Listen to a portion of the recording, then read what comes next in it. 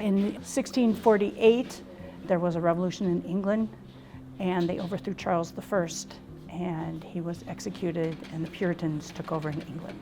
Oliver Cromwell was their leader. And then he lasted until 1660, I think, and Charles II was installed back in government.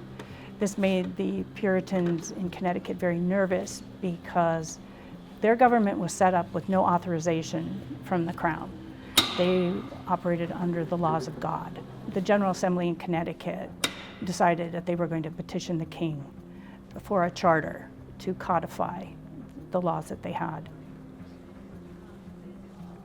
The significance, it sets up government and who is authorized to be as part of the government. The General Assembly made up of representatives from the various towns, a governor. It didn't require any allegiance to the king. I think the interesting to note is that the only thing the king asked for them back was if they found any silver or gold in Connecticut. They got what they wanted, and it was the most liberal charter that was granted to the colonies at that point.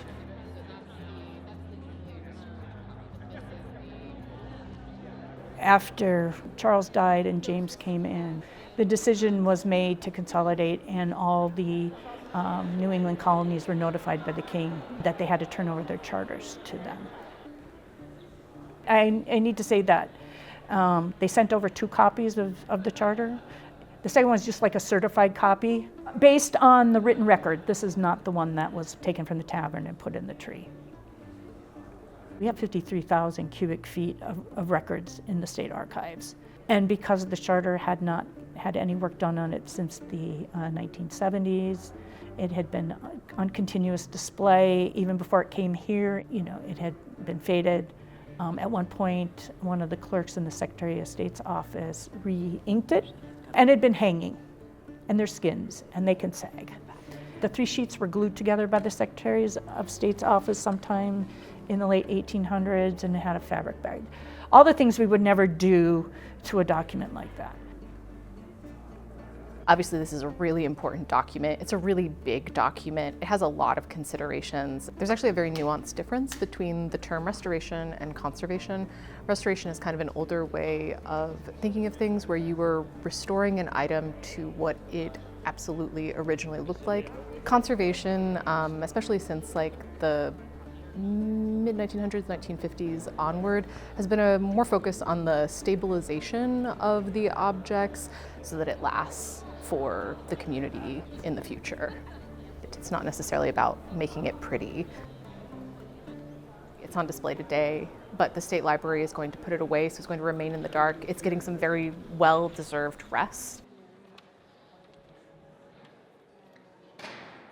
The stories that we choose to tell about ourselves tell us who we are and who we aspire to be. And so I think it is significant that the story of preserving this document has long been and continues to be Connecticut's most frequently told story. And when you take the opportunity to come close, as you should, and squint at that 363-year-old script, you're going to encounter ideas that seem quite alien. The charter imagines that rights are not self-evident, but rather must come from a monarch's grant. The charter totally ignores this region's indigenous inhabitants. Lieutenant Governor Weissowitz, the charter would not imagine you or any other woman holding elected office. With a document that seems to speak to such a different time, if not a different reality, the question is, why do we care about it at all?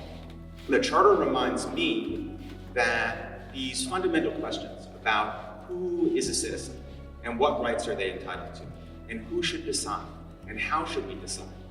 The charter reminds me that these are never settled questions, and that rights that we think secure can be quickly lost, and liberties that we find to be unimaginably distant can sometimes come within reach, and the work of self-government is ongoing.